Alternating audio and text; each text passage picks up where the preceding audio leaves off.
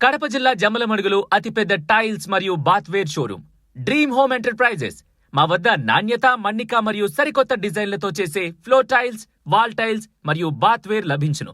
Dream home enterprises, MPDO office road, Jammalamadugu. కాలంలో అందరి మా పాలకవర్గ సభ్యులు రాజకీయ పార్టీలకు అతీతంగా అందరూ కూడా నాకు సహాయ సహకారాలు అందించారు. కాబట్టి నాకున్నటువంటి ఈ చిన్న సమయంలో నేను ఇన్ని కార్యక్రమాలు చేపట్టగలిగినానని చెప్పేసి మీ ముందుకు తీసుకొస్తున్నాను. అంతేకాకుండా ప్రభుత్వం నుంచి రావాల్సిన నిధులు రావడం లేదనే ఉద్దేశంతో ప్రభుత్వం దృష్టికి ఏదైతే మన స్టాంపు డ్యూటీ 54 కోట్లు, అలాగే మన అమృత్కు సంబంధించిన పెండింగ్ ఉన్నటువంటి 17 కోట్ల రూపాయలు, 15th ఫైనాన్స్ ఫస్ట్ క్వార్టర్, రెండో క్వార్టర్కి సంబంధించినటువంటి వాటిని రిలీజ్ చేయడం కోసం ప్రభుత్వానికి లేఖలు రాయడం జరిగింది. కానీ అక్కడి నుంచి కూడా 4 వారాల నుంచి ఎటువంటి స్పందన లేకుంటే నిన్నటి రోజున హైకోర్టులో పిల్లు కూడా వేయడం జరిగింది. ఏదైతే కార్పొరేషన్కు హక్కుగా రావాల్సిన హక్కుగా అంటే మనం ప్రభుత్వం నుంచి నిధులు రాకపోయినా మనకు హక్కుగా ఏదైతే స్టాంపు డ్యూటీ, మ్యూటేషన్ ఫీజులు, అలాగే బిల్డింగ్ అప్లికేషన్ ఫీజులు, బీపీఎస్, ఎల్ఆర్ఎస్ సంబంధించిన డబ్బులు మనకు చెందాల్సింది ఈ పొద్దు దాదాపుగా 20 నెలలు అవుతున్నా కానీ ₹1 కూడా మనకు రియంబర్స్మెంట్ రాని పరిస్థితి ఉంటే దాన్ని ప్రభుత్వం దృష్టికి తీసుకోవడం జరిగింది.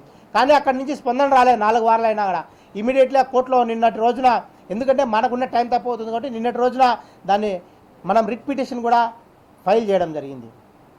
అంతేకాకుండా మనం ప్రభుత్వ రంగ సంస్థల నుంచి మొన్న రివ్యూ మీటింగ్లో ఏదైతే మనం మొండి బకాయిలు ఉన్నాయో వాటన్నిటిని వసూలు చేసే కార్యక్రమంలో చూస్తే దాదాపుగా ప్రభుత్వ రంగ సంస్థల నుంచి మనకు రావాల్సిన పన్నులు 76 కోట్ల రూపాయలు పెండింగ్లో ఉందని కూడా ప్రభుత్వ దృష్టికి తీసుకుపోయినాం.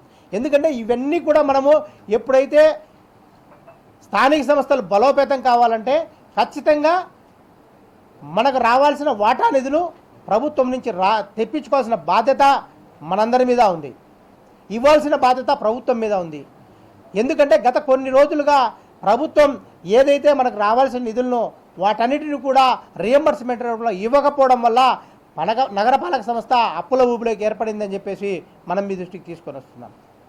అంతేకాదు ఏదైతే మన శ్మశానాలు ఉన్నాయో వాటన్నిటిని కూడా వాట్ పుష్ బేసిస్లో సంక్రాంతి పండగకు సంబంధించి, క్రిస్మస్ పండగకు సంబంధించి వాటన్నిటిని కూడా హిందూ, క్రిస్టియన్ బెరల్ గ్రౌండ్ అన్నింటిని కూడా వాటిని క్లీన్ చేసే కార్యక్రమం చేశాం.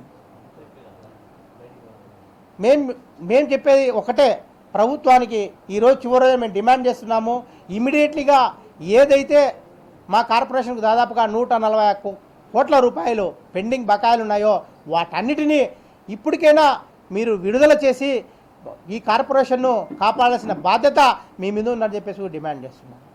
రాబో కాలంలో కూడా ఖచ్చితంగా మేమందరం కూడా వీటిని ఏవైతే రావాలో ఆ ఫండ్స్ రాబట్టడంలో తప్పకుండా మేము ప్రతిపక్ష పాత్ర పోషించి మా వైఎస్ఆర్ కాంగ్రెస్ పార్టీ తరఫున ఖచ్చితంగా పోరాటం చేస్తామని చెప్పి కూడా మీ అందరికీ తెలియజేసుకుంటున్నాను.